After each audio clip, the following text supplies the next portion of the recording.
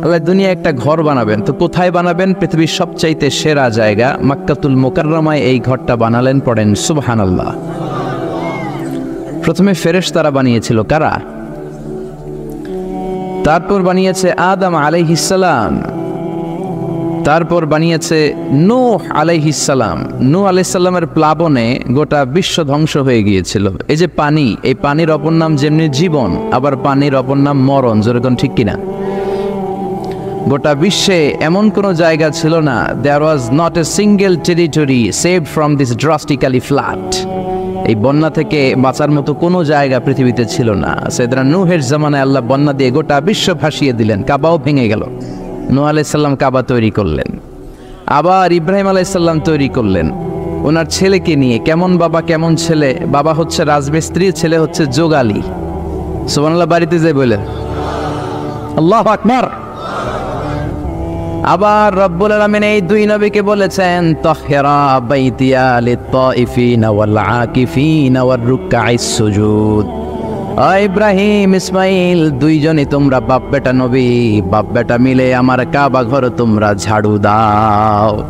মসজিদেরি ঝাড়ু বারদার হো কমারে হাত, শোনো আমারে মোনাজাত, শোনো শোনো ইয়া ইলাহি আমারে মোনাজাত, শোনো আমারে মোনাজাত। পড়েন আমিন। কেমন বাবা কেমন ছেলে, দুইজন মিলে কাবা বানালেন, কাবা ঝাড়ু দিলেন। নবীরা কাবা ঝাড়ু দেয়, মাগার আমরা দিবার চাই না, ঠিক কিনা? মসজিদে ময়লা, মসজিদে বালু, মসজিদে অপরিষ্কার, শুধু ইমাম সাহেব রে ধাক্কাই, মুয়াজ্জিন রে ধাক্কাই, খাদেম রে ধাক্কাই, যে আপনারা পরিষ্কার করেন না কেন? আপনি কোন লাট সাহেব হয়েছেন? আপনি কোন জমিদার? নবীরা যদি মসজিদ ঝাড়ু দিতে পারে, আমাদেরও ঝাড়ু দেওয়ার দরকার আছে না নাই? এই বাংলার জমিনে ইমাম সাহেব, মুয়াজ্জিন সাহেব সবচেয়ে বেশি মাজলুম। অল্প টাকায় বেতন পেয়ে যারা আল্লাহর শুকরিয়া করে তারা হচ্ছে ইমাম আর খতিব। চিল্লা এখন ঠিক কিনা? মাসটা চালাতে যে ওনাদের কত কষ্ট হয় এটা ওনারাই ভালো জানেন, কিন্তু নাম দিয়েছি আমরা ইমাম। ইমাম মানে নেতা, ইমাম মানে কি? He should be our leader in all of our social activities, all of our social works. আমাদের সমাজের যত কাজ হবে সব কাজের নেতা হবে ইমাম। কমিটির আন্ডারে ইমাম নয়, ইমামের আন্ডারে থাকবে কমিটি। এটাই শিখিয়েছেন বিশ্বনবী, যেরকম ঠিক কিনা? বিশ্বনবী মসজিদে নববীর ইমাম ছিলেন, সাইয়েদনা আবু বকর ইমাম ছিলেন, ওমর ফারুক ইমাম ছিলেন। তাদের কথার উপরে মদিনাতে কোনো দ্বিতীয় কথা ছিল না। চিল্লা এখন ঠিক কিনা? কিন্তু আমরা ইমাম রাখি নাই, আমরা ইমামরে বানাইছি গোলাম। কি বানাইছি? এজন্য নিয়ত সময় বলবেন ইক্তাদাইতু বিহাদাল ইমামের জায়গায় বলবেন ইক্তাদাইতু বিহাদাল গোলাম। আমাদের এই গোলামের পেছনে আমরা ইক্তদা করলাম। বলবেন তো আজকে থেকে? বলবেন নাকি বলবেন ইমাম?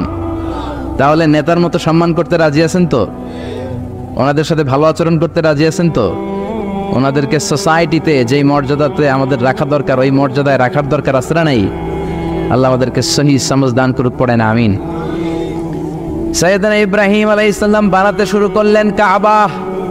আল্লাহ বললেন ইব্রাহিম কাবা উঁচু হবে এত দূর, লম্বাই হবে এত দূর, পার্শ্বে হবে এত দূর, কাবা বানাও।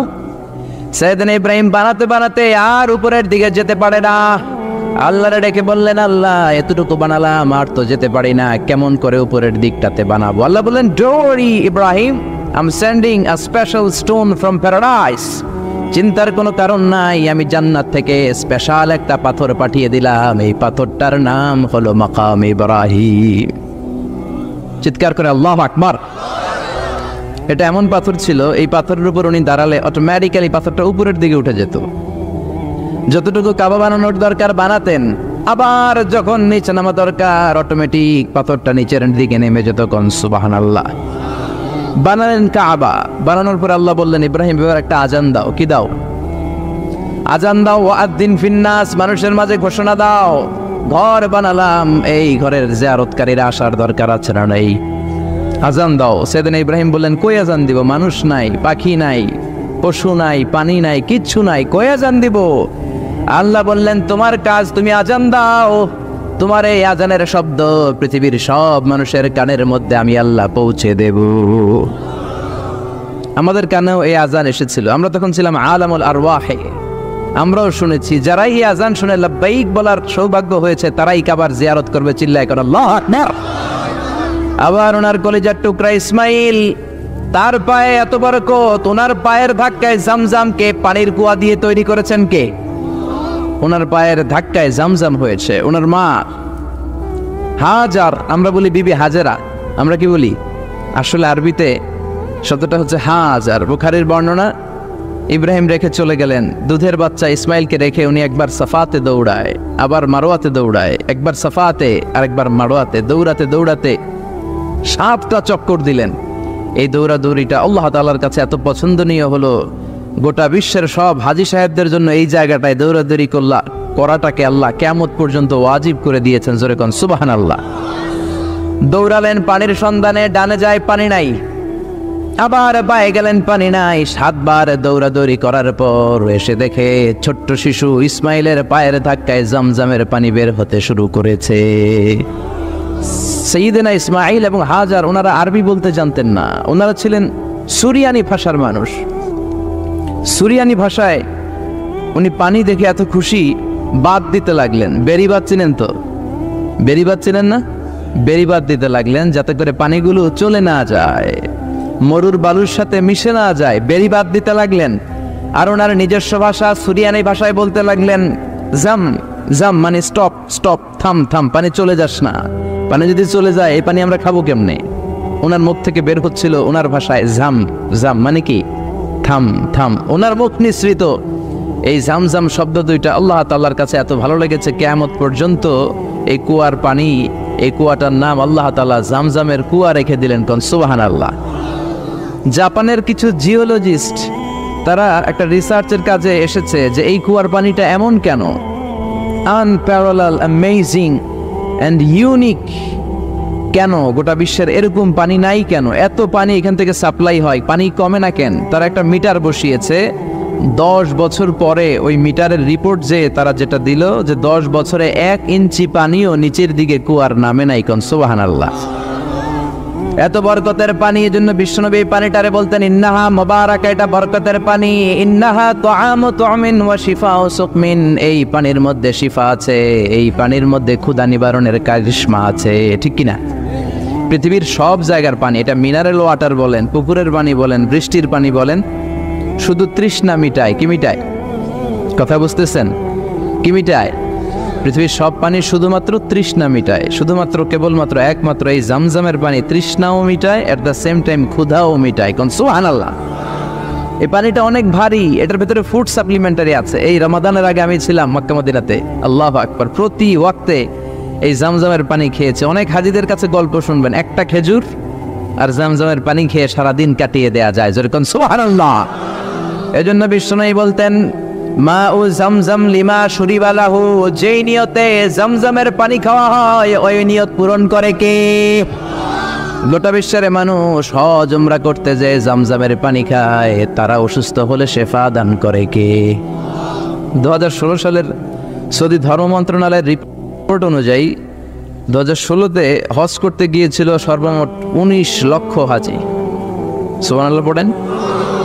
এর মধ্যে 15 লাখ হচ্ছে ইন্টারন্যাশনাল হাজি, 4 লাখ ন্যাশনাল হাজি মানে সৌদি হাজি।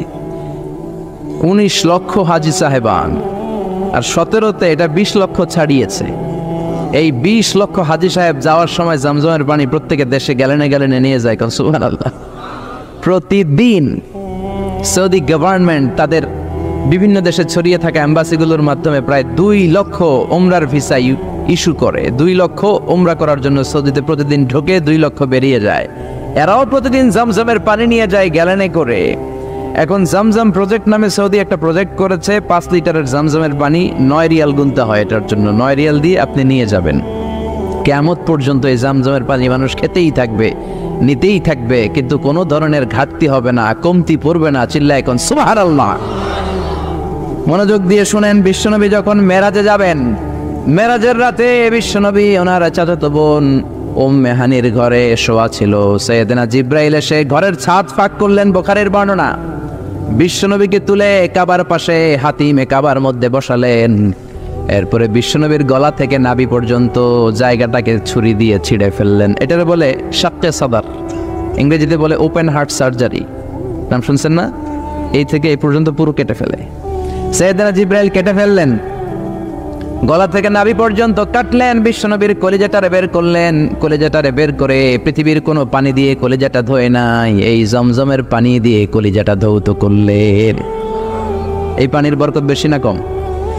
খাইবেন নি জমজমের পানি? উমরায় যেতে হবে, বহুত খাইছেন না? উমরায় যেতে হবে, হজে যেতে হবে। আল্লাহ সকলকে জিয়ারাতে মক্কা মদিনা নসিব করুক, আমরা পড়ি আমিন। আরো জোরে পড়েন আমিন। ওই যে কাবা, ওই কাবা ঘরের পরবর্তীতে ওই কাবার অনুসারী হিসেবে ওই কাবাকে টু দ্য ডাইরেকশন অফ কিবলা, টু দ্য ডাইরেকশন অফ কাবা, কাবার দিকে আমরা সেজদা দেই। তার এই ধারাবাহিকতায় গোটা বিশ্বে গড়ে উঠেছে অনেক মসজিদ। চিল্লা এখন ঠিক কিনা? এই যে আপনাদের ঘোষনগর বাইতুন নূর শাহী জামে মসজিদ থেকে এত কথা আসছে, এটা আসলে টু দ্য ডাইরেকশন অফ কিবলা, কাবার দিকে হয়েই এই মসজিদে আমরা কপাল ঘষে ঘষে সেজদা দেই। কারে? আরো জোরে বলেন কারে? এই মসজিদটাকে আল্লাহ তাআলা হেদায়েতের মার্কাজ হিসেবে কবুল করুক, আমরা পড়ি আমিন। CMH এর পশ্চিম পার্শ্বে ময়নামতি কম্বাইন্ড মিলিটারি হসপিটাল, না পার্শ্বে ময়নামতি, বুড়িজন, কুমিল্লা। আলহামদুলিল্লাহ। আজকের প্রোগ্রামের সভাপতি হচ্ছেন জনাব হাজী আব্দুল আজিজ ভুঁইয়া, ঘোষনগর। আপনি না? মাশাআল্লাহ, সভাপতি চলে আসছেন। আমাকে রেখেছেন প্রধান বক্তা, PhD গবেষক। নোয়াখালীতে ওরা লেখছে THB গবেষক। আমি বললাম ভাই THBটা কি? কয় হুজুর আমরাও জানি না, মানে ভুলে লিখছে আর কি। আসলে হবে PhD, ডক্টর অফ ফিলোসফি। আমি যেন এই গবেষণাটা তাড়াতাড়ি শেষ করতে পারি, আপনাদের কাছে দোয়া চাই, আমরা সবাই পড়ি আমিন। বিশেষ বক্তা হচ্ছে আল হযরত শফিকুল ইসলাম ফাওই। চমৎকার কথা বলেছেন, আল্লাহ কবুল করুক। কথা বলেছেন অধ্যাপক মোহাম্মদ রফিকুল ইসলাম, মাওলানা রবিউল্লাহ আনসারী, এই যে বসে আছে, মিষ্টি একটা হাসি ওনার সবসময় লেগেই থাকে। আল্লাহ আমাকে কবুল করুক, আমরা পড়ি আমিন। কথা বলেছে মাওলানা সাইফুল ইসলাম, মাওলানা ওয়াহিদুর রহমান, মাওলানা আলমগীর হোসেন। আর আমন্ত্রিত মেহমান হচ্ছে লালন হায়দার চেয়ারম্যান, আলহাজ আনোয়ার সাহেব, অলিউল্লাহ ভুঁইয়া, আবুল কাশেম মেম্বার। আল্লাহ সবাইকে কবুল করুক, আমরা পড়ি আমিন। আমরা আমাদের দামি সময়গুলোকে নষ্ট না করে মহাবিশ্বের মহাবিশ্বয় মহাগ্রন্থ আল কোরআন থেকে কথা শুনবো। রাজি আছেন তো? আপনাদের কষ্ট হচ্ছে না তো? আমার কথা বুঝতে পারতেছেন তো? আজকে যে বইটা থেকে আমরা কথা শুনবো, বইটার নাম কি? আরো জোরে বলেন, কি নাম? এই কোরআনে কোনো ভুল আছে? সন্দেহ আছে? সংশয় আছে? এই কোরআনের বাইরে অন্য কোনো কিতাব থেকে যদি এখানে বয়ান হয় শুনবেন? শ্রীমত ভগবত গীতা থেকে যদি বয়ান হয়, ত্রিপিটক থেকে যদি বয়ান হয়, বাইবেল থেকে যদি বয়ান হয়, কোনো বয়ানই আমরা শুনবো না। আমরা শুনবো একটা কিতাবের বয়ান। কিতাবটার নাম কি? এজন্য কোরআন আছে যেখানে আমরা আছি, ইসলাম আছে যেখানে আমরা আছি। ইসলাম ছাড়া আল্লাহ কোনো কিছু কবুল করবে না। আপনি ইসলামের মধ্যে থাকলেই সব কবুল, ঠিক কিনা? এজন্য আল্লাহ বলেন ইন্নাদ-দীনা ইনদাল্লাহিল ইসলাম। আল্লাহর কাছে সিলেক্টেড, চুজেন একটা ধর্মের নাম, সেটা হলো ইসলাম, ঠিক কিনা? আপনি ইসলামের মধ্যে থেকে ঘুমাইলেও সওয়াব আছে না নাই? ইসলামের মধ্যে থেকে একটা হাসি দিলেও সওয়াব আছে না নাই? বিষ্ণু বলেন তাবাসসুমুকা ফি ওয়াজহি আখিকা সাদাকা, your smile to your brother, it's a charity. আপনি আপনার ভাইয়ের দিকে তাকিয়ে হাসবেন, ওই হাসি দিলেও সওয়াব দিবে কে? আপনি আপনার বিবির হাতের সাথে আপনার হাতটা যখন মিলাবেন, দুই হাতের সগীরা গুনাহ মাফ করে দিবে কে? আপনি আপনার বিবির চেহারার দিকে রহমতের নজরে তাকাবেন, চোখের সগীরা গুনাহ মাফ করে দিবে কে? আপনি আপনার বিবির যদি ভালোবাসার গান শুনিয়ে দেন, সওয়াব আছে না নাই? আধরাতে যদি ঘুম ভেঙে যায়, মনে পড়ে মোরে প্রিয়, চাঁদ হয়ে রব আকাশের গায়ে, বাতায়ন খুলে দিও। পড়েন আমিন। ইসলাম হচ্ছে আল ওয়াসাতিয়াতু ওয়াল ইআতিদাল, ব্যালেন্সড, ভারসাম্যপূর্ণ জীবন ব্যবস্থা। বিশ্বনবী বললেন অফি বুদআই আহাদিকুম সাদাকা, তোমরা যে স্ত্রীর সাথে রাতের বেলা শীতের দিনে কম্বলের নিচে মেলামেশা করো, তাতেও সওয়াব আছে রাড়াই। সাহাবারা বললেন কাইফা যালিক, এটা কেমন কথা? বিবির সাথে মেলামেশাতে কেমনে সওয়াব হয়? বিষ্ণুই বললেন এই অবৈধ মেলামেশা যদি পরকিয়া করো, অন্য মহিলার সাথে করো, তাহলে গুনাহ আছে না নাই? বিষ্ণুই বললেন উল্টাপাল্টা জায়গায় করলে যদি গুনাহ হয়, নিজের বিবির সাথে প্রেম বিনিময়ে সওয়াব হয়। সুবহানাল্লাহ, সুবহানাল্লাহ। এজন্য বিবির প্রশংসা করবেন, বিবিকে ভালোবাসবেন, ঘরটারে জান্নাতি ঘর বানিয়ে দিবে কে? আপনি বিবির প্রশংসা যদি না করেন, অন্য লোক যদি আপনার জায়গায় প্রশংসা করে, ভেজাল আছে না নাই? বলবেন বিবি তুমি সুন্দরী, তুমি ভালো, তুমি অনেক ভালো। তাকে প্রতিদিন সকালবেলা বেরোয়ার আগে বলবেন আই লাভ ইউ। কি বলবেন? বলবেন বললে ঘরটারে সুন্দর করে দিবে কে?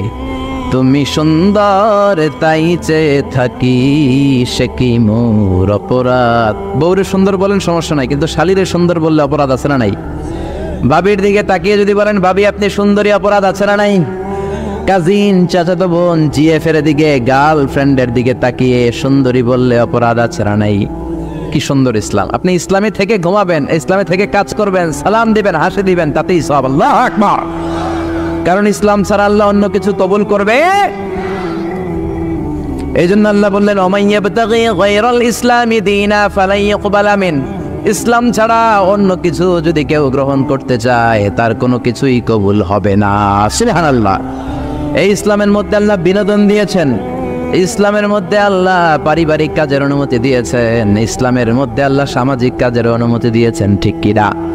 আপনি ইসলামের গণ্ডির মধ্যে থেকে সঙ্গীত চর্চা করলেও সব আসরা নাই, ইসলামের গণ্ডির ভেতরে থেকে কাব্য চর্চা করলেও সব আসরা নাই। আবার কবিদের নামে কোরআনে একটা সূরা আসরা নাই।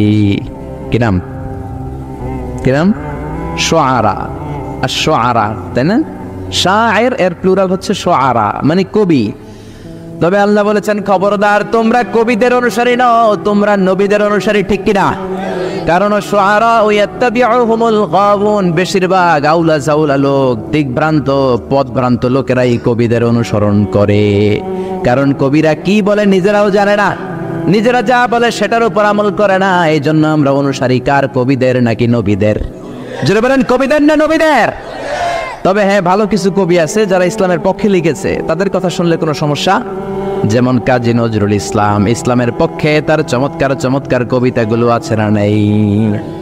মসজিদেরই পাশে আমায় কবর দিও ভাই, যেন গোরে হতেও মুয়াজ্জিনের আযান শুনতে পাই। আমার গোরের পাশে দিয়ে ভাই নামাজিরা যাবে, পবিত্র সেই পায়ের ধ্বনি বান্দা শুনতে পাবে। গোরা যাব হতে গুনাহগার পাইবে রে হাই, মসজিদেরই পাশে আমায় কবর দিও ভাই। আল্লাহু আকবার। এরকম ফররুক আহমেদ, কাজী নজরুল ইসলাম, তারপর এই ইমানের যারা কবি আছে তাদের কবিতাগুলো পড়লে ইমানকে তাজা করে কে? কিন্তু উল্টাপাল্টা কবিতা যদি আপনি পড়েন, উল্টাপাল্টা কাব্য যদি চর্চা করেন, উল্টাপাল্টা গান শুনলে গুনাহ আছে না নাই? বাউলা গান, মুর্শিদি গান, লালন গান, এই গানগুলো গাওয়া যাবে? কারণ এর মধ্যে ঢোল তবলা আছে না নাই? কয় আগে কি সুন্দর দিন কাটাইতাম, তো এখন তোর কি হইছে? এখন ভালো দিন কাটাইতে পারছ না? গ্রামের নওজোয়ান হিন্দু মুসলমান মিলিয়া বাউলা গানার মুর্শিদি গাইতাম আমরা, মিলিয়া বাউলা গানার মুর্শিদি গাইতাম, আগে কি সুন্দর দিন কাটাইতাম। কয় না? এগুলো গাওয়া যাবে না। এগুলো দ্বীন এলাহির একটা স্টাইল বের হয়েছে, মডার্নাইজেশন অফ দ্বীন এলাহি। ইসলাম ধর্ম, হিন্দু ধর্ম, শিখ ধর্ম, জৈন ধর্ম, এই চারটা ধর্মকে একসাথে মিলিয়ে সম্রাট আকবর নতুন একটা ধর্ম বানিয়েছিল, দ্বীন এলাহি। কি নাম? জোরে বলেন, কি নাম? এক গানের মধ্যে হিন্দুইজম, ইসলামিজম সব ঢুকাই দিছে। মুসলমান এগুলো গেতে পারে? এই মুর্শিদি গান, বাউলা গান, লালন গীতে, এগুলো আমাদের গান নয়। আমাদের গান হলো ইসলামের গান, আমাদের গান হলো নবীর গান, ঠিক কিনা? উল্টা পাল্টা আপনি এগুলো গাইতে পারবেন না, আপনি ঢোল বাজাতে পারবেন না, আপনি হারমোনিয়াম বাজাতে পারবেন না, আপনি বাঁশি বাজাতে পারবেন না। এই যে মারা গেছে কি একজন, বারী সিদ্দিকী, মানুষের জন্য পাগল। কারণ কিছু মরমী গান গায়, কিছু ভাবের গান গায়। এই গানগুলো শুনেই পাগল হওয়া যাবে না। আপনার আকীদার সাথে যদি যায় তাহলেই আপনি শুনবেন, আর আকীদার সাথে যদি না যায়, হিন্দুয়ানি সংস্কৃতি ইসলামী সংস্কৃতি মিলিয়ে যদি আপনার ককটেল দেয়, ওই ককটেল খাওয়া যাবে? কি গায় সে? আমি একটা জিন্দা লাশ, কাটিস না রে জংলারে বাস, আমার লাইগা 3.5 হাত কবর খুঁড়িস না, আমি পীড়িতের আগুনে পোড়া, মরার পরে আমায় পুরিস না। আছে না নাই? জোরে কোন আছে না নাই? শুরুতে বললো খবরের কথা, কাটিস না জংলার বাঁশ, আমার কবর দেওয়ার জন্য জংলার বাঁশ কাটিস না। প্রথমে বললো কবরের কথা, আবার দ্বিতীয় লাইনের মধ্যে বলল শ্মশানের মধ্যে নিয়ে পুরানোর কথা। ঠিক কিনা? এক মুসলমানের মধ্যে দুই আকীদা কোনোদিন থাকতে পারে? এজন্য আমরা শুনবো সাইমুমের গানগুলো, আমরা শুনবো কলরবের গানগুলো, আছে না নাই? কি সুন্দর ছোট্ট ছোট্ট সাদা পাঞ্জাবি পরে পাগড়ি মাথায় দিয়ে গান গায়, কলিজাটা ঠান্ডা হয়ে যায়। ঠিক কিনা? নামাজ কায়েম করো, নামাজ কায়েম করো, হবে জান্নাতি তুমি, হবে সুন্নতি তুমি, আছে না নাই? ছোট্ট ছোট্ট বাচ্চা, কি সুরের লয়, কি তাল! আল্লাহ এদেরকে কবুল করুক, পড়ে না আমিন, চিল্লায় পড়ে না আমিন। এজন্য ইসলামকে অন্য ধর্মের সাথে মিলানো যাবে, ইসলাম হিন্দুইজম এগুলোর মিক্স করে কোনো সঙ্গীত চর্চা করা যাবে। এজন্য ইসলাম আছে যেখানে আমরা আছি, কোরআন আছে যেখানে আমরা আছি, যৌতুক আছে যেখানে আমরা আছি, আছেন না নাই?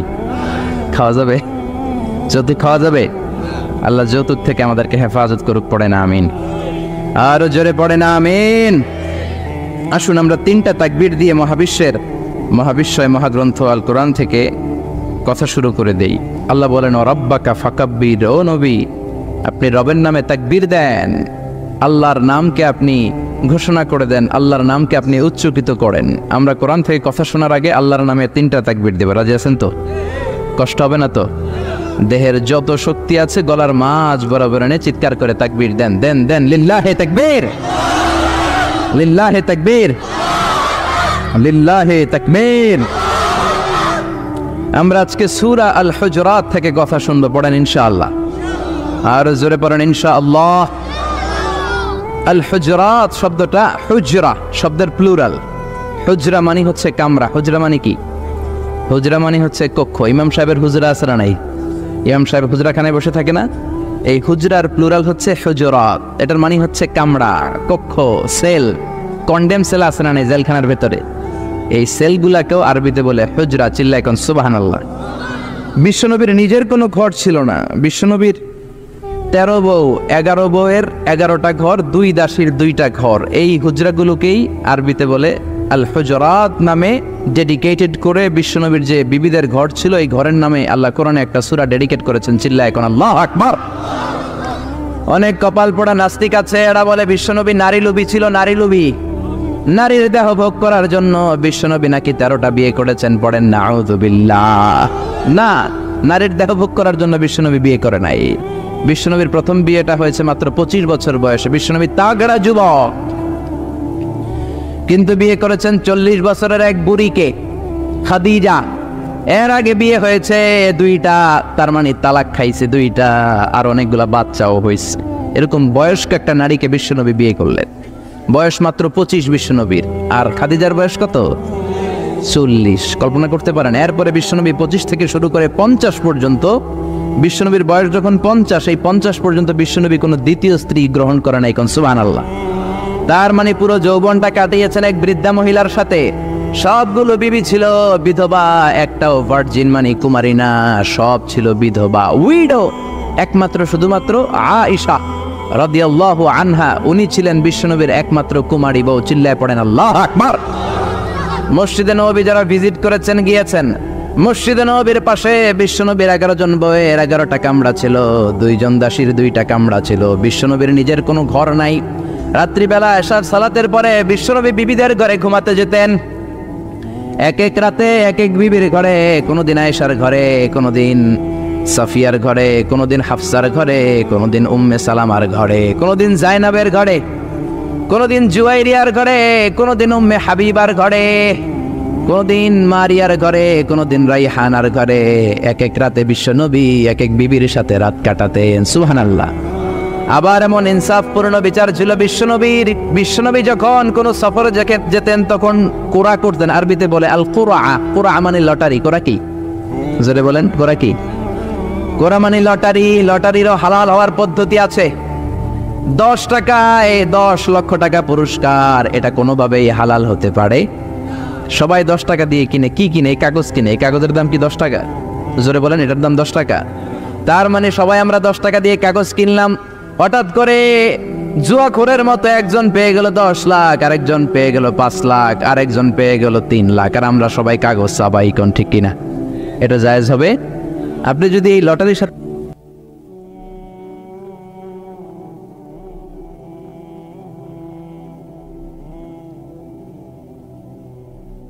একটা প্রোডাক্ট দিয়ে দেন তাহলে আবার জায়েজ হবে। আমি তো দারুন নাজাতে পড়েছি, আমরা শিক্ষা সফরে যেতাম, তো আমরাও লটারি করতাম, আমরা কুপন ড্র করতাম এইভাবে, এই যে একটা লটারি থাকতো, এই কুপনের দাম হচ্ছে 100 টাকা, কিন্তু শুধু কাগজের দাম 100 টাকা না, আমরা এই কাগজের সাথে একটা বিস্কুট ধরাই দিতাম, একটা বিস্কুট আর একটা কলম ধরাই দিতাম। তার মানে যে প্রথম পুরস্কার পাইলো সে পাইছে একটা কম্পিউটার, দ্বিতীয় পুরস্কার যে পেয়েছে সে পেয়েছে একটা ঘড়ি, তৃতীয় পুরস্কার যে পেয়েছে সে পেয়েছে কলম, আর আমরা সবাই পাইছি বিস্কুট। কোন ঠিক কিনা? জোরে কোন ঠিক কিনা? কাউরে ঠকানো হয় নাই। লা দরারা ওয়ালা দেরার, নিজেও ঠকবা না, অন্যেরও ঠকাবা না, এটাই ইসলাম, ঠিক কিনা?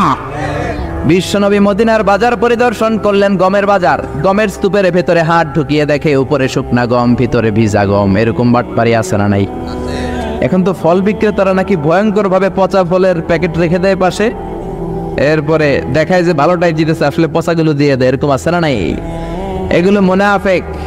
বিশ্বনবী বললেন, মান গাশশানা ফালাইসা মিন্না, the person is not among us who deceives us, যে আমাদেরকে ধোঁকা দেয় সে আমার উম্মত নয়। এজন্য বিশ্বনবী বলেছেন, এমন কোন ফিনান্সিয়াল ট্রানজাকশন করা যাবে না যেটার মধ্যে ধোঁকা থাকে। গাভীর ওলানের মধ্যে দুধ রেখে ওই দুধ বিক্রি করা যাবে? আপনি ওলান থেকে দুধ দহন করে কেজি মাপে বিক্রি করেন, এই ব্যবসাটাকে হালাল করবে কে? আবার আপনি কবুতর পালেন, আপনি বললেন এই এক ঝাঁক কবুতর আমার শূন্য উড়াল দিচ্ছে, এটা বিক্রি করে দিলাম, আরেকজন কিনে নিল 1 লাখ, 1 লাখ টাকায় কিনে নিল, এই কেনা বেচাও জায়েজ হয় না, ঠিক কিনা? কারণ প্রতিদিন আপনার পালা কবুতর উড়ে যায়, সন্ধ্যায় ফিরে আসে, যেদিন বিক্রি করছে ওই দিন ফিরে নাও তো আসতে পারে, ঠিক কিনা? যদি ফিরে না আসে তখন 1 লাখ টাকা হলে কোবাকুবি আসে না নাই? আবার বিশ্বনবী বললেন, পুকুরের মধ্যে যদি মাছ থাকে, মাছগুলো আগে উপরে ওঠানোর আগে পুকুরের সাথে মাছ বিক্রি করা জায়েজ। আপনি বলতে পারবেন না এখানে অনেক কই মাছ আছে, সব কই মাছ বিক্রি করে দিলাম 50,000, আরেক লোক খুশি মনে 50,000 টাকা দিয়ে কিনে নিল, কেনা বেচাটা জায়েজ হয় না। এর কারণ ধারণা করা হচ্ছে এখানে 40 কেজি কই মাছ আছে, কিন্তু উঠানোর পরে দেখা গেছে কই মাছ 5 কেজি, কাঁকড়া 45 কেজি। যারা বলেন ঠিক না, এরকম ভেজাল আছে না নাই? এজন্য যেই জায়গায় ডিসিভিং আছে, গরার আছে, ধোঁকা আছে, বিশ্বনবী বলেছেন লা দরারা ওয়ালা দেরার, কেউ ধোঁকা খাবা না, ধোঁকা দিবাও না। সুবহানাল্লাহ, সুবহানাল্লাহ, সুবহানাল্লাহ। বিশ্বনবীর হুজরাখানা থেকে এই সূরার নাম সূরাতুল হুজরাত। এটা মাদানী সূরা, এই সূরায় আয়াত আছে, নুরানি হাফিজি কোরআন হলে ভালো, 18টা আয়াত, 2টা রুকু, অনেক দামি কথা। সোশ্যাল নর্মস এখানে শেখানো হয়েছে আমাদেরকে, ডিসেন্ট ম্যানার, ভদ্র আচরণ। সমাজটাকে আপনি কিভাবে একটা শান্তিপূর্ণ সমাজ হিসেবে গড়ে তুলবেন, এটার ব্যাপারে ইনস্ট্রাকশন দেয়া হয়েছে এখানে। How to make a society a very peaceful society, সমাজকে কেমন করে আপনি শান্তিপূর্ণ করবেন, সমাজটাকে কিরকম করে আপনি সৌহার্দ্যপূর্ণ করবেন, এ ব্যাপারে বিভিন্ন instructions, moral and ethical guideline এই সূরায় দিয়েছে কে? আর জোরে বলেন কে? এগুলো শুনতে রাজি আছেন তো? এরপর আল্লাহ আবার মুমিনদেরকে ডাক দিলেন, ইয়া আইয়ুহাল্লাযীনা আমানু ইন জাআকুম ফাসিকুম বিনাবাইন ফাতাবায়ানু, ও ঈমানদাররা শোনো, কোনো মিথ্যাবাদী যদি কোনো খবর নিয়ে আসে হুট করে বিশ্বাস করো না। ফাতাবায়ানু এর তাফসীর হলো ফাতাসাব্বাতু, be confirm, make sure whether the news is right or wrong. কেউ যদি কোনো তথ্য দেয়, কেউ যদি কোনো নিউজ দেয়, সংবাদ দেয়, শুনেই অ্যাকশনে যাবেন না। এই সমস্যাটা আমাদের আছে না নাই? খুবই জরুরি কথা, কানগুলো খরগোশের মতো খাড়া করে শোনেন। একটা নিউজ আসলেই হুট করে আপনি বিশ্বাস করবেন না। অনেকে নিউজ একটা পাইলেই ফেসবুকে শেয়ার মারে, এরকম আছে না নাই? আসলে আদৌ নিউজটার সত্যতা আছে কিনা জানে না, উনি শেয়ার করার কারণে আরো 10 বন্ধু শেয়ার, আরো লক্ষ মানুষ শেয়ার, গোটা বাংলাদেশ হয়ে গেছে আসলে কথাটা মিথ্যা। এরকম হয় না? হয় না? হয় না? আপনার এক বন্ধু আপনার এসে বললো অফিসের মধ্যে, দোস্ত তুমি অফিস করো, তোমার ওয়াইফ রে ভাবির তো দেখলাম বাজারে টাঙ্কি মারতেছে আরেকজনের লগে। আপনি রেগে গেলেন, অফিস শেষে ঘরে ঢুকলেন, কথা নাই, বিবির চুল ধরে কিলাকিলি শুরু করলেন। হয়তো এই কিলাকিলির কারণে ঘরটা ভেঙে যাবে, ঠিক কিনা? হতে পারে আপনার বন্ধু যারে দেখছে সে আপনার বিবি নয়, হতে পারে আপনার বন্ধু যারে দেখেছে সে আপনার বউ নয়, অথবা আপনার বন্ধু বানিয়ে বানিয়ে মিথ্যা বলেছে, এই কথাটা বিশ্বাস করার কারণে সংসার ভেঙে যেতে পারে কি পারে না? এজন্য শুনেই, কোনো কথা শুনেই কি আর অ্যাকশনে যাবেন? আজকে থেকে কি করবেন? যাচাই করবেন। You have to justify, you have to verify the report whether it's correct or not. হাসানা মিসা যাচাই করবেন। খবরদার যাচাই না করে 100% কনফার্ম না হয়ে অ্যাকশনে যাবেন না। অ্যাকশনে গেলে ভেজাল আছে না নাই? You have to verify the report. সমাজে অনেক ধরনের রুমর ছড়ায় দেখবেন, গুজব আছে না নেই? কিছু গুজব, স্ক্যান্ডাল আছে না নেই? নায়ক নায়িকাদের স্ক্যান্ডাল আছে না নেই? ক্রিকেটারদের স্ক্যান্ডাল আছে না নাই? এমপি মন্ত্রীদের স্ক্যান্ডাল আছে না নাই? পাইয়াই শেয়ার মারছে, ওর কিছু হয় নাই, যিনি শেয়ার মেরেছে সে তার গুনার পাল্লাটা ভারী করেছে, ঠিক কিনা? এজন্য ইয়া আইয়ুহাল্লাযীনা আমানু ইন জাআকুম ফাসিকুম বিনাবাইন ফাতাবায়ানু, কোন ফাসিক যদি তথ্য নিয়ে আসে, তথ্যটা সঠিক কিনা যাচাই করে নাও। করবেন তো আজকে থেকে? করবেন করবেন করবেন। এই আয়াতের একটা ব্যাকগ্রাউন্ড আছে। বিশ্বনবী বনুল মুস্তালাকের যুদ্ধে জয়লাভ করলেন। বনুল মুস্তালাকের লিডারের নাম ছিল হারিস বিন মেরার, ওনার মেয়ের নাম জুয়াইরিয়া। বিশ্বনবী ভাবলেন জুয়াইরিয়াকে যদি বিয়ে করি তাহলে তো পুরো বনুল মুস্তালাক আমাদের হয়ে গেল। আল্লাহ বললেন জুয়াইরিয়াকে বিয়ে করো, আমার অর্ডার। বিশ্বনবী বিয়ে করলেন। বিশ্বনবী বিয়ে করার সাথে সাথে শত্রুপক্ষ হয়ে গেল এখন শ্বশুরবাড়ি, শত্রুপক্ষ হয়ে গেল মিত্র, ঠিক কিনা? এবার বনুল মুস্তালাকের সবাই বলে হায় হায়, এতদিন মুহাম্মদের লগে কোবাকুবি করলাম, এখন তো সম্পর্কে মুহাম্মদ হয়ে গেল আমাদের বেয়াই। কি হইছে? আর কোপাকুবির দরকার নাই, সবাই পড়লা ইলাহা ইল্লাল্লাহু মুহাম্মাদুর রাসূলুল্লাহ। বনুল মুস্তালাকের সব মুসলমান সুবহানাল্লাহ পড়েন। বিশ্বনবী নামাজ শিখালেন, যাকাতের কথা বললেন, তবে বিশ্বনবী বললেন জাকাত এখন নয়, দিবা 1 বছর পর। কয়দিন পর? আপনি মালে নেসাবের মালিক হয়েছেন 3-4 লাখ টাকা, সাথে সাথে জাকাত দিবেন নাকি? কি করবেন? হালানিল হাউল, কমপ্লিট 1 ইয়ার, 1 বছর পূর্ণ হলে দিবেন। বিশ্বনবী হারিস বিন মেরার রে বললেন, ও হারিস, আমি মদিনায় যাই, আমি মদিনাতে যাওয়ার পরে 1 বছর পর আমার জাকাত উত্তোলনকারী সাহাবীরে পাঠাবো, তার কাছে জাকাত দিয়ে দিবা। সবাই বলে ওকে। বিশ্বনবী চলে গেলেন নতুন বউকে নিয়ে। 1 বছর পর জাকাত উত্তোলনকারী সাহাবী আল ওয়ালিদ ইবনে উকবারে পাঠালেন, যাও জাকাত জমেছে, অনেক উট দুম্বা গম এগুলো পাইবা, জাকাত নিয়ে আসো বনুল মুস্তালাকে। রওনা দিল আল ওয়ালিদ, জাকাত উত্তোলনকারী সাহাবী। মাঝপথে ওয়ালিদ মনে মনে কয়, অনেকদিন ধরে বনুল মুস্তালাকের সাথে আমার বংশের গোষ্ঠীর মারামারি, আজকে যদি আমার একা পায় কোপাইয়া কোপা শামসু করে দিব। এক কাজ করি, আমি না যাই, না যে বিশ্বনবীর কাছে মিথ্যা কথা বলি। মাঝপথ থেকে অ্যাবাউট টার্ন ওয়ালিদ ইবনে উকবা ফিরে গেল, বিশ্বনবীর কাছে যেয়ে বলে, ও নবী, আপনি জাকাত আনতে পাঠাইছেন, মাগার ওরা তো জাকাত দেয় না, সব কাফের হয়ে গেছে, কাফের খোলা তলোয়ার নিয়ে আমার দাবড়ানি দিছে। আমি জানলে কোন রকমে মদিনায় এসি। কথাটা হাসানা মিসা? কত পার্সেন্ট মিসা? 100% মিথ্যা। বিশ্বনবী রেগে গেলেন, চটে গেলেন। নবী কি মুরতাদ হয়েছে? 1200 সৈন্য গঠন করলেন। খালিদ ইবনে ওয়ালিদের নেতৃত্বে বিশ্বনবী বললেন, যাও অ্যাটাক বনি মুস্তালাক। বনি মুস্তালাককে অ্যাটাক কর। আল্লাহ বললেন, নবী খবরদার, অ্যাটাক একটু পরে কইরেন। ইন জাআকুম ফাসিকুম বিনাবাইন ফাতাবায়ানু। ও নবী, কারো কাছ থেকে কথা একটা শুনলে ওই কথার উপর ভিত্তি করে অ্যাটাকিং এ যাবেন না, কথাটাকে যাচাই বাছাইয়ের দরকার আছে না নাই? আছে না নাই? আছে না নাই?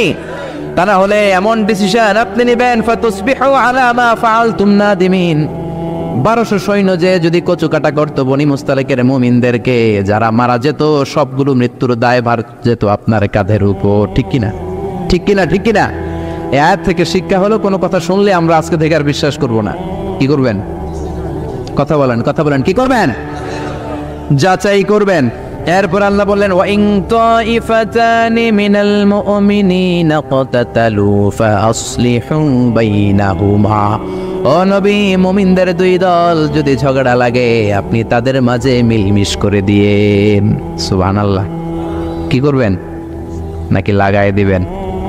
এক শ্রেণীর লোক আছে, লাগাই দিলে ভাল লাগে, আর একটু লাগুক, আর একটু কোবাকুবি করুক, ভালোই তো লাগে। এলাকায় আগুন লাগলে কি দিয়া নিবান? আগুন লাগলে পানি ঢালবেন, তেল ঢালেন না। কিছু কিছু লোক আছে, আগুন লাগলে পানির বদলে কেরোসিন তেল ঢালে। আছে না নাই? কয় লাগুক লাগুক, বাতিজা চাচা লাগছে লাগুক, আর লাগতে দে ধরিস না, থামাইস না, এরকম আছে না নাই? কপাল পড়া এগুলো মুমিন হতে পারে? এজন্য আল্লাহ বললেন ইন তাইফাতানি মিনাল মুমিনিনা ইকতাতালু ফাসলিহু বাইনাহুমা। ও নবী, মুমিনদের দুই দল যদি মারামারি লাগে মিলিয়ে দেন। কি করবেন? ভাই ভাই মারামারি লাগছে, মিলিয়ে দেন। স্বামী স্ত্রী মারামারি মিলিয়ে দেন। দুই দলের মধ্যে মারামারি মিলিয়ে দেন। গোষ্ঠীতে মারামারি মিলাইয়া দিবেন। দিবেন তো? দিবেন নাকি লাগায়া দিবেন? বিশ্বনবী বললেন আলা উখবিরুকুম বিআফদাল মিন দারাজাতিস সিয়ামি ওয়াস সাদাকাতি ওয়ান নুসুক। রোজা, নফল রোজার চেয়েও বেশি দামি আমল, নামাজের চাইতেও বেশি দামি আমল, দান করার চাইতেও বেশি দামি আমলের একটা দারাজা আছে। ওই দারাজা সম্পর্কে কি আমি তোমাদের বলবো না? সাহাবারা বললেন বালা ইয়া রাসূলুল্লাহ, অবশ্যই বলেন। বিশ্বনবী বললেন ইসলাহু যাতিল বাইন। ইসলাহু যাতিল বাইন, দুই দলকে মিলায়া দাও। দুই দলকে মিলাই দিলে, দুই ভাইরে মিলাই দিলে, সারা রাত তাহাজ্জুদ পড়লে যেই সওয়াব, এর চেয়ে বেশি সওয়াব দিবে কে? সকাল বেলায় বের হলেন, রিকশাওয়ালারা সামান্য একটু জায়গা পাইলে ওই জায়গা দিয়ে ছুটতে চায়। এজন্য রিকশাওয়ালা সিপা রাস্তায় মারামারি আছে না নাই? সকালে বের হয়ে দেখলেন দুই রিকশাওয়ালা মারামারি, বাপেরে তুইলা গালি, মারে তুইলা গালি। আপনি দুই রিকশাওয়ালারে মিলাই দিলেন, সারা রাত তাহাজ্জুদ পড়ে যেই সওয়াব পেতেন, মিলিয়ে দেওয়ার কারণে ওই সওয়াবটা দিয়ে দিবে কে? যুগ জামানা পাল্টে দিতে চাই না অনেকজন, এক মানুষই আনতে পারে জাতির জাগরণ। জাতির জাগরণের জন্য কি অনেক লোকের দরকার? একজন মুহাম্মদ সাল্লাল্লাহু আলাইহি ওয়াসাল্লামের মতো লোক দরকার। চিল্লায় বলেন ঠিক কিনা? যিনি গোটা বিশ্বকে নাড়িয়েছেন, গোটা বিশ্বকে কাঁপিয়েছেন। প্রথম যে নিয়ামত আল্লাহ তাআলা বিশ্বনবীর প্রতি নাজিল করলেন, আল্লাহ বললেন আলাম নাশরাহ লাকা সাদরাক। নবী, আপনার হৃদয়কে কি আমি উন্মোচিত করে দেইনি? আপনাকে কি আমি ব্রড মাইন্ডেড বানিয়ে দেইনি? বিষ্ণু ঈসা ইসলাম কি ন্যারো মাইন্ডেড ছিলেন না ব্রড মাইন্ডেড? জোরে বলেন। আমাদের মতো সংকীর্ণ মনা ছিলেন বিশ্বনবী? না, পাহাড়ের মতো, সাগরের মতো, আকাশের মতো বিশাল হৃদয়ের করে ওনাকে তৈরি করেছে কে? এজন্য আল্লাহ বললেন আলাম নাশরাহ লাকা সাদরাকা ওয়া ওয়াদা'না আনকা বিজরাক। ও নবী, আমি কি আপনার হৃদয়টাকে সত্যের জন্য উন্মোচিত করে দেই নাই? সুবহানাল্লাহ পড়েন। এ হচ্ছে প্রথম নেয়ামত। ইসলামের জন্য বিশ্বনবীর হৃদয়কে উন্মোচিত করেছে কে? দুই নম্বর নেয়ামত আল্লাহ বললেন ওয়া ওয়াদা'না আনকা বিজরাক। নবী গো, আপনার পিঠে যে চিন্তার বোঝা, ওই চিন্তার বোঝাকে নামিয়ে আমি আল্লাহ হালকা করে দিয়েছি। বিষ্ণু ইসলামের বিশাল চিন্তা। বিষ্ণু বলতেন লা নবিয়্যা বা'দি ওয়ালা রাসূলা, আমার পরে কোনো নবীও নাই, আমার পরে কোনো রাসূলও নাই। যেহেতু উনি শেষ নবী, ওনার পরে পৃথিবীতে আর কোনো পয়গাম্বার আসবে না, তাই ওনার সময় থেকে শুরু করে কিয়ামত পর্যন্ত যত মানুষ এই পৃথিবীর বুকে আসবে, সব মানুষের জিম্মাদারি কার উপর? বিশ্বনবীর কাঁধের উপর। চিল্লা এখন ঠিক কিনা? এজন্য বিশ্বনবী এই দায়িত্বটারে কঠিন মনে করতেন। সব সময় তিনি কাঁদতেন, সব সময় তিনি দুশ্চিন্তা করতেন, সব সময় তিনি টেনশনে থাকতেন। না জানি হাজার হাজার লক্ষ লক্ষ উম্মতের নসিবে কি ঘটে যায়। আমি তো দুনিয়া থেকে চলে যাব, আমার পরে কিয়ামত পর্যন্ত যারা আসবে তাদের নসিবে কি হবে, এই নিয়ে বিশ্বনবী সব সময় দুশ্চিন্তা করতেন। এই দুশ্চিন্তার বোঝা বিষ্ণু ঈসা ইসলামের পিঠকে বাঁকা করে দিয়েছিল। আল্লাহ বললেন নবী, আপনি টেনশন করবেন না, আপনি হতাশ হবেন না, আপনার এই চিন্তার বোঝাকে আমি আল্লাহ নিজ হাতে সরিয়ে দিলাম। চিল্লায় পড়েন আল্লাহু আকবার। এজন্য আল্লাহ বললেন আলাম নাশরাহ লাকা সাদরাকা ওয়া ওয়াদা'না আনকা বিজরাক আল্লাযী আনকাযা যাহরাক ওয়া রাফা'না লাকা যিকরাক। 3 নম্বর আল্লাহ বললেন নবী, আপনাকে 3 নম্বর যে নেয়ামতটা দিয়েছি সেটা হচ্ছে ওয়া রাফা'না লাকা যিকরাক। আপনার সম্মানকে, মর্যাদাকে, আপনার নাম দাম সুনাম আর সুখ্যাতিকে আমি আকাশ বাতাস ছাপিয়ে, সাত আকাশ কাঁপিয়ে আরশ পর্যন্ত তুলে ধরেছি। I have dignified your status, O my beloved prophet Muhammad sallallahu alayhi wasallam. আপনার মর্যাদা অনেক উপরে, অনেক অনেক উপরে আমি নিয়েছি। আপনার মর্যাদার ধারে কাছেও পৃথিবীর কোনো ব্যক্তি যেতে পারবে? গোটা বিশ্বের সব নবীদের মর্যাদাকে যদি এক পাল্লায় রাখা হয় আর বিশ্বনবীর মর্যাদাকে আরেক পাল্লায় রাখা হলে মুহূর্তের মধ্যে বিশ্বনবীর মর্যাদার পাল্লা ভারী হয়ে যাবে। এই আয়াত যখন নাজিল হলো রাফা'না লাকা যিকরাক, নবী আপনার সম্মানকে, আপনার মর্যাদাকে, আপনার সুনাম সুখ্যাতিকে আমি আকাশ পর্যন্ত বুলন্দ করেছি। এই আয়াত নাজিল হওয়ার পরে মক্কার কাফিরেরা হাসতে আরম্ভ করলো। তারা বলল, বলে কি? যার সাঙ্গপাঙ্গ হাতে গোনা মাত্র কয়েকজন, যেই লোকটা জানে বাসে কিনা আমাদের হাত থেকে ওইটাই সন্দেহ, তার নাম সুনাম সুখ্যাতি নাকি সারা বিশ্বে ছড়ায় পড়বে। তারা বিশ্বাসই করতে পারছিল না। আল্লাহ বলেন, তোরা আমার নবীর বিরুদ্ধে অপপ্রচার করবি, তোদের অপপ্রচারকেই আমি আমার নবীর প্রচার মাধ্যম বানিয়ে দেব। আমাদের বিরুদ্ধে অপপ্রচার করলে আমাদের লাভ না লস? আমাদের লাভ, কারণ আমাদের প্রচার কমিটি হচ্ছে ওরা যারা আমাদের বিরুদ্ধে লাগে, ঠিক কিনা? প্রত্যেকটা অর্গানাইজেশনের, প্রত্যেকটা ইনস্টিটিউশনের, প্রত্যেকের একটা পাবলিসিটির কমিটি বা টিম থাকার দরকার আছে না নাই? আমাদের পাবলিসিটি করার টিমের দায়িত্ব ওরা নিয়ে নিস। আমাদের কোনো পাবলিসিটি করা লাগে না, গোটা বিশ্বে আমাদের নাম ওরাই ছড়াই দিচ্ছে। চিল্লায় বলেন ঠিক কিনা? আল্লাহ বললেন, তোরা এই কথা বলিস, তোদের মাধ্যমে আমি আমার নবীর প্রচার করব। বিষ্ণু ঈসা ইসলাম মক্কায় দাওয়াত দিতে শুরু করলেন। হজের মৌসুম আসলো, গোটা বিশ্ব থেকে হাজী সাহেবরা চলে আসলো। মিনার ময়দানে সব হাজী সাহেবরা তাঁবুর ভিতরে অবস্থান নিল। আবু জাহেল বলে, এই তো সুযোগ, আমার কর্মীরা তোরা সবাই যে হাজী সাহেবদের তাঁবুর ভিতরে যেয়ে বলবি, খবরদার, গোটা বিশ্ব থেকে আসা লাখো লাখো হাজিরা হজ করতে আসছো, ভালো কথা, জমজমের পানি খাও, খেজুর খাও, জায়নামাজ কিনো, অসুবিধা নাই, কিন্তু আমাদের মক্কা শহরে একটা নতুন পাগল আসছে, তার নাম মুহাম্মদ। নাউজুবিল্লাহ পড়বেন না? নতুন পাগল এসেছে, নতুন জাদুকর, নাম কি? মুহাম্মদ সাল্লাল্লাহু আলাইহি ওয়াসাল্লাম। তোমরা হজ করতে এসেছো, হজ করো, জমজমের পানি খাও, খেজুর খাও, কিন্তু মুহাম্মাদের কাছে যেও না। তার জাদু, তার magician power, it's not a simple magic. এটা সাধারণ ম্যাজিক নয়। তার কথা শুনলে বাপ ছেলের সম্পর্ক ছিন্ন হয়ে যায়। তার কথা শুনলে মা মেয়ের সম্পর্ক সেপারেট হয়ে যায়। তার কাছে গেলে স্বামী তার স্ত্রীকে ছিন্ন করে দেয়। খবরদার, তোমরা হজ করে ডিরেক্টলি নিজ নিজ এলাকায় দেশে ফিরে যাবা, এই জাদুকরের কাছে যেও। আচ্ছা, আপনারা বুঝে শুনে উত্তর দেন। এই যে হজের মৌসুমে লক্ষ লক্ষ মানুষ হজ করতে এসে মিনার তাঁবুতে অবস্থান করতেছে, এদের একটা লোকও কি বিশ্বনবীর নাম জানতো? কথা বুঝে নাই বোধহয়। এই হাজী সাহেবরা যারা আসছিল লক্ষ লক্ষ, ওই টাইমে একজনও কি বিষ্ণু ঈসা ইসলাম, ওনার নাম যে মুহাম্মদ, এই নামটা জানতো? আবু জাহেলের এই অপপ্রচারের মাধ্যমে প্রথম জানতে পারলো, ঠিক কিনা? এরপর প্রথম জানার পরে মনে মনে কয়, কি রে, জীবনে তো এত বড় জাদুকরের নাম শুনি নাই, জীবনে তো এই মুহাম্মাদের নাম শুনি নাই, কি জাদু দেখায়, হজ করি আর না করি জাদু দেখে যাম। কথা বলেন। এর কারণ আল ইনসানু হারিসুন আলা মা মুনিআ, মানুষকে যেটা নিষেধ করা হয় বেশি, মানুষ এটা করতে চায় বেশি। সবাই নিয়ত করে ফেলাইছে, হজের পরে এই মুহাম্মাদের সাথে দেখা না করে আমরা এলাকায় ফিরবো। সবাই এবার দলে দলে বিষ্ণু ঈসা ইসলামকে খুঁজতেছে। সুবহানাল্লাহ পড়বেন না? বিশ্বনবীর বাড়ির সামনে মানুষের বিশাল লাইন। আবু জাহেল কয়, সর্বনাশ, চাইছিলাম কি আর হইল কি? করতে চেয়েছিলাম অপপ্রচার, ওইটারে আল্লাহ বানায় ফেলছে কি? প্রচার। আল্লাহ বললেন, তোরা আফসোস করছিস যে কেন এই আয়াত নাজিল হয়েছে, আর তোরা স্পর্ধার সাথে বলছিস যে এই লোকের সুনাম সুখ্যাতি গোটা বিশ্বে কিভাবে ছড়াবে। তোদের অপপ্রচারকেই আমি আমার নবীর প্রচার মাধ্যম বানিয়ে দিয়েছি। নবী হে, আপনার নাম ধাম সুনাম সুখ্যাতি আমি আকাশ চুম্বি করেছি। লোকজন বিশ্বনবীর সাথে দেখা করতে আসলো। দেখা করতে এসে বিশ্বনবীর নূরানি চেহারাটা দেখে সবাই পাগল হয়ে যায়। চাঁদের চেয়ে সুন্দর তুমি নবী আমার কামলিওয়ালা,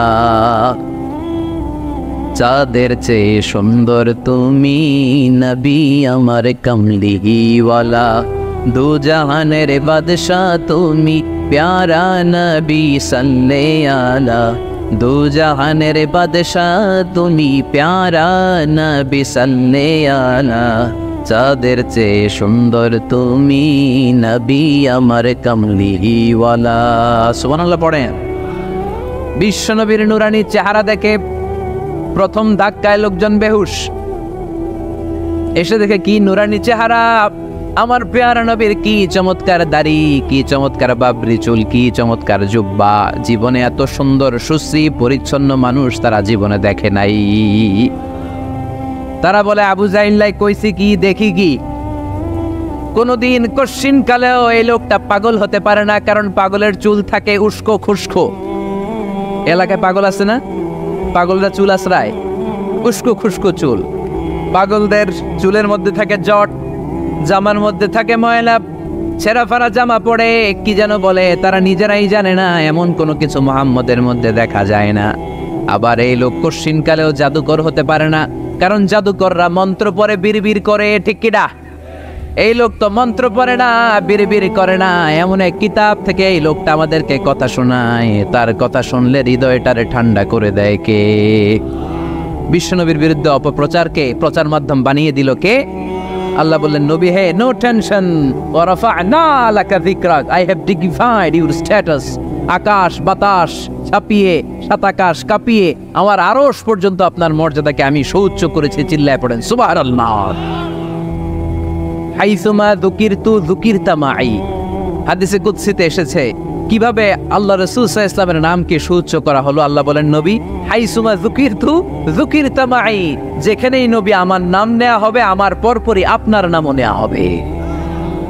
আমরা যখন কালিমা পড়ে মুসলমান হই, কালিমার প্রথম বাক্যে ঘোষণা দেই আল্লাহ ছাড়া কোনো মাবুদ নাই, লা ইলাহা ইল্লাল্লাহ, আল্লাহর ছাড়া কোনো মাবুদ নাই, কোনো ইলাহা নাই। এই ঘোষণা যখন আমরা দিয়ে দেই, দ্বিতীয় বাক্যে পড়ি মুহাম্মাদুর রাসূলুল্লাহ।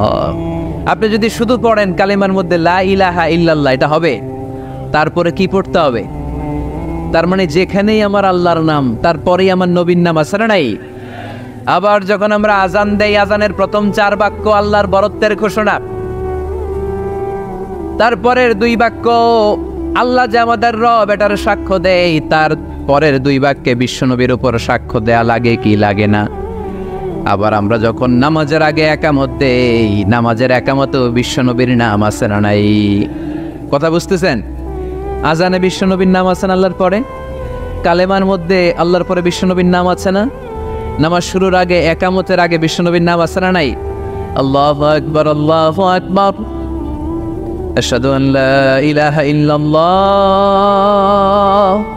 আশহাদু আন্না মুহাম্মাদার রাসূলুল্লাহ। সুবহানাল্লাহ পড়েন। যেখানেই আমার আল্লাহর নাম, ওখানে আমার নবীর নাম আছে না নাই? এজন্য আল্লাহ বললেন, নবী টেনশন করবেন না, রাফা'না লাকা যিকরাক, আপনার সম্মানকে আমি অনেক উঁচুতে তুলে ধরেছি। গোটা বিশ্বের আনাচে কানাচে সূর্য উঠবে, সূর্য ডুববে, কিন্তু আপনার নামের জিকির এক মুহূর্তের জন্য থামবে না। আলাম নাশরাহ লাকা সাদরাকা ওয়া ওয়াদা'না আনকা বিজরাক আল্লাযী আনকাদা যাহরাক ওয়া রাফা'না লাকা যিকরাক। সুবহানাল্লাহ পড়েন। আয়াতটা মুখস্থ করে নেন, ওয়া রাফা'না লাকা যিকরাক, আপনার সম্মানকে বাড়াতে বাড়াতে আমি আকাশ চুম্বি করেছি। এই পৃথিবীতে যত আসমানি কিতাব এসেছে, সব আসমানি কিতাবে বিশ্বনবীর নামকে তুলে দিয়েছে কে? আল্লাযী ইয়াজিদুনাহু মাকতুবান ইনদাহু ফিন্দাহুম ফিত তাওরাতি ওয়াল ইনজিল, তাদের কাছে যে তাওরাতের কিতাব এসেছে, ইনজিলের কিতাব এসেছে, ওই তাওরাত ইনজিলও বিশ্বনবীর নাম তুলে দিয়েছে কে? সাইয়েদনা আদম থেকে শুরু করে ঈসা আলাইহিস সালাম পর্যন্ত এই পৃথিবীতে যত আম্বিয়া আলাইহিমুস সালাম এসেছে, তাদের প্রত্যেকেই বিশ্বনবী যে এই পৃথিবীতে আসবে তার সুসংবাদ দিয়েছে। সুবহানাল্লাহ পড়েন। সব নবীরা বলেছে যে আমাদের সর্বশেষে এই সিলসিলাতুল আম্বিয়া, নবীদের যে চেইন, সর্বশেষ যেই নবীকে আল্লাহ তাআলা এই পৃথিবীতে পাঠিয়ে আম্বিয়া আলাইহিমুস সালাম পাঠানোর ধারাবাহিকতাকে আল্লাহ তাআলা কাট আপ করবেন, স্টপ করে দিবেন, ক্লোজ করে দিবেন। ওই নবীর নাম হচ্ছে মুহাম্মদ সাল্লাল্লাহু। সাইয়েদনা ঈসা আলাইহিস সালাম এসে সরাসরি সংবাদ দিয়েছেন, ইয়াতি মিন বাদি ইসমুহু, বলেন ইয়াতি মিন বাদি ইসমুহু, ইয়াতি মিন বাদি, আমার পরে এমন এক নবী আসবে, ইসমুহু আহমদ, তার নাম হবে আহমদ। বড় বিশ্বস্ত, সে কোন বন্ধু বলো বেশি বিশ্বস্ত, সে কোন বন্ধু বলো বড় বিশ্বস্ত, কার কাছে মন খুলে দেয়া যায়, কার কাছে প্রাণ খুলে বলা যায়, হওয়া যায় বেশি আশ্বস্ত। তার নাম আহমদ বড় বিশ্বস্ত। সুবহানাল্লাহ পড়েন। ইয়াতি মিন বাদি ইসমুহু আহমদ বড় বিশ্বস্ত। সুবহানাল্লাহ পড়েন। সাইয়েদনা ঈসা আলাইহিস সালাম এসে সরাসরি ঘোষণা দিলেন, আমার পরে এমন একজন নবী আসবে যার নাম হবে আহমদ, যার নাম হবে আহমদ। সবচাইতে বেশি প্রশংসা করেছে যিনি আল্লাহ তাআলার, এবং কিয়ামতের দিন লিওয়াউল হামদ এই প্রশংসার পতাকা নিয়ে তিনি জান্নাতের দরজায় কড়া নাড়বেন। আর তিনি জান্নাতের দরজায় নক করার আগ পর্যন্ত কারো জন্য জান্নাতের দরজা খোলা হবে না। এজন্য আল্লাহ বললেন, আলাম নাশরাহ লাকা সাদরাকা ওয়া ওয়াদা'না আনকা বিজরাক আল্লাযী আনকাদা যাহরাক ওয়া রাফা'না লাকা যিকরাক। সুবহানাল্লাহ পড়েন। হে নবী, আপনার মর্যাদাকে আমি বুলন্দ করেছি। তিনটা নেয়ামতের বর্ণনা যখন দিলেন, এরপরে আল্লাহ বিশ্বনবী ঈসা ইসলামকে এলাকায় আজান কয়টায়? 45-এ। টাইম একেবারে শেষ না? ফাইন্না মা'আল উসরি ইউসরা, কনসোলেশন। এবার সান্ত্বনা দিচ্ছেন, নবী আপনি টেনশন করবেন না, আপনি চিন্তা করবেন না, কারণ ফাইন্না মা'আল উসরি ইউসরা, indeed with every hardship there is ease. প্রত্যেক কষ্টের পরেই আনন্দ আছে না নাই? প্রত্যেক দুঃখের পরেই সুখ দিয়েছে কে? এই যে পরীক্ষার জন্য তোমরা যারা অনেক কষ্ট করে পড়াশোনা করো, তারপর ফলাফল যদি ভালো হয়, আনন্দ আছে না নাই? যারা চাকরি করেন, সারা মাস কষ্ট করার পরে মাস শেষে যখন বেতনটা আসে, সুখ আছে না নাই? হ্যাঁ, রোজা রাখতে কত কষ্ট, কিন্তু ইফতারির সময় আনন্দ আছে না নাই?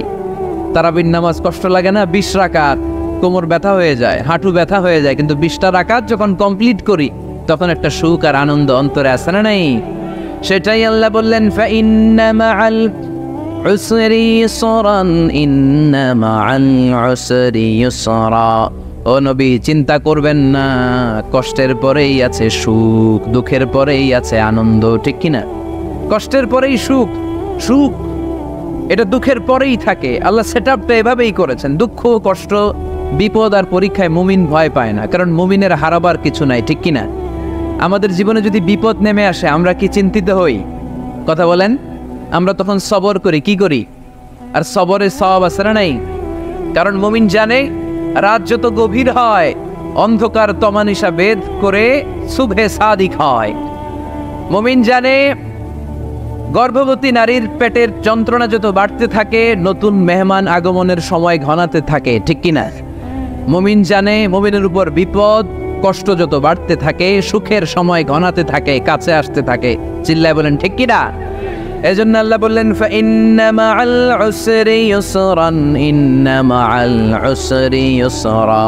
ও নবী, চিন্তা করবেন না, পেরেশান হবেন না। মাক্কি জীবনে আপনার দুঃখ কষ্ট, কিন্তু কিছুদিন পরে মাদানী জীবনে আপনার জীবনে সুখ নামিয়ে দিবে কে? আপনার জীবনে আনন্দের বন্যা বইয়ে দিবে কে?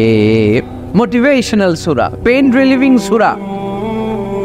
আপনি বিপদে পড়লেই এই আয়াত নিয়ে চিন্তা করবেন যে বিপদের পরেই আনন্দ আছে, কষ্টের পরেই দুঃখ আছে। সমস্যা যেমনি আছে, সমস্যার সমাধানও। কথা বলেন, সমস্যা যদি থাকে ওইটার সমাধান আছে না নাই? Allah never creates a lock without its key. Allah এমন কোনো তালা বানায় নাই যেই তালার জন্য চাবি বানায় নাই। ঠিক কিনা? তালা যদি বানায়, ওই তালার কি আছে? সমস্যা যদি থাকে, ওইটার কি আছে? এজন্য কষ্টের পরেই আনন্দ, দুঃখের পরেই সুখ, চিন্তা করার সুযোগ নাই। সবশেষ আল্লাহ গাইডলাইন দিলেন। প্রথম গাইডলাইন, ফাইদা ফারাগতা ফাওসাব ওয়া ইলা রাব্বিকা ফারগাব। ফাইদা ফারাগতা ফানসাব। হে নবী, যখন আপনি দাওয়াতি কাজ করে করে, রাষ্ট্রীয় কাজ করে করে একটু ফুরসাত পাবেন, অবসর পাবেন, ফানসাব ফিল ইবাদা, আপনি একটু ইবাদতে মশগুল হয়ে যান, আপনি একটু দোয়ায় মশগুল হয়ে যান। ওয়া ইলা রাব্বিকা ফারগাব, আর আপনার রবের দিকে মনোনিবেশ করুন। ব্যথা যদি পান, কষ্ট যদি পান, আমারে বলেন, অন্যরে বলেন না। কিন্তু আমরা ব্যথা পাইলে শেয়ার করি কোথায়? সবার আগে কি বুকে? ফেসবুকে। কষ্ট পেয়েছি, দুঃখ পেয়েছি, কোথায় শেয়ার করি? কেউ যদি আমারে কষ্ট দেয়, আমি বদলা নিতে চাই। ঠিক কিনা? কিন্তু ইসলাম বলে বদলা না নিয়ে বদলে দাও। কি করবেন? বদলা নিও না, বদলে দাও। আল্লাহর কাছে বলো, বন্ধুর কাছে বলার আগে, স্ত্রীর কাছে বলার আগে, ফেসবুকে শেয়ার করার আগে কষ্টের কথা শেয়ার করব কার কাছে? বিশ্বনবী সাল্লাল্লাহু আলাইহি ওয়াসাল্লাম আমাদেরকে এটাই শিখিয়েছেন। এই শিক্ষার মধ্য দিয়ে গোটা বিশ্বকে তিনি চেঞ্জ করে দিয়েছেন। তার নাম, আওয়াজ করে বলতে হবে, তার নাম মুহাম্মদ সাল্লাল্লাহু আলাইহি ওয়াসাল্লাম। এই সূরা থেকে আমাদের জন্য শিক্ষা হচ্ছে আমরা বিপদে আপদে সব সময় ভরসা রাখবো একজনের উপর, তিনি কে? আর মনে রাখতে হবে the grief isn't permanent, the struggle isn't permanent। এই পৃথিবীর কোনো দুঃখ কষ্ট আর সমস্যা এটা পার্মানেন্ট নয়। সমস্যার পরে সমাধান আছে, দুঃখের পরে আনন্দ আছে। এই বিপদ পরীক্ষাগুলো আল্লাহ তাআলা আমাদেরকে দেন আমাদের কোমরকে সোজা করার জন্য, আমাদের পায়ের নিচের মাটিকে শক্ত করার জন্য। প্রতিকূল পরিবেশে কি করে টিকে থাকতে হয় সেটা ট্রেনিং হিসেবে এই পরীক্ষাগুলো আমাদের জীবনে দেয় কে? আর ফাইদা ফারাগতা ফানসাব, ফাইদা ফারাগতা ফানসাব। ও নবী, যখনই আপনি অবসর পাবেন, অবসর সময়টা আমরা কাজে লাগাবো। রাজি আছেন তো? আমরা অনেক সময় অবসরকে কাজে লাগাই না, কিন্তু যখন খুব বেশি ব্যস্ত হয়ে পড়ি তখন আমাদের মাথায় আসে, হায় রে, অবসর যদি কাজে লাগাইতাম, অবসরে পরীক্ষার পরে 3 মাসে যদি পড়তাম, আজকে ইউনিভার্সিটিতে চান্স পাইতাম, ঠিক কিনা? এজন্য যুবক ছেলেরা অবসর নষ্ট করা যাবে না, এগুলোর কাজে লাগাতে হবে। আর বিপদে আপদে সবসময় ভরসা রাখতে হবে একজনের উপর, তিনি কে? আজকের এই প্রোগ্রাম বাস্তবায়নে যারা সহযোগিতা করেছেন তাদের সবাইকে আমি শুকরিয়া জানাই। প্রশাসনের ভাইরা যারা সহায়তা করেছেন আন্তরিক শুকরিয়া জানাই। ওসি সাহেবকে শুকরিয়া জানাই। স্বয়ং আইনমন্ত্রীও, এই আইনমন্ত্রী মহোদয় প্রোগ্রাম বাস্তবায়নে সহায়তা করেছে, আমি তাকেও আন্তরিক শুভেচ্ছা জানাচ্ছি। খুব সংক্ষিপ্ত পরিসরে এভাবেই আমরা আজকে তাফসীরুল কোরআনের মাহফিলের ইতি ঘটাচ্ছি। আপনারা সবাই ভালো থাকেন, সুস্থ থাকেন। ওমা আলাইনা ইল্লাল বালাগ। আসসালামু আলাইকুম ওয়া রাহমাতুল্লাহি ওয়া বারাকাতুহু।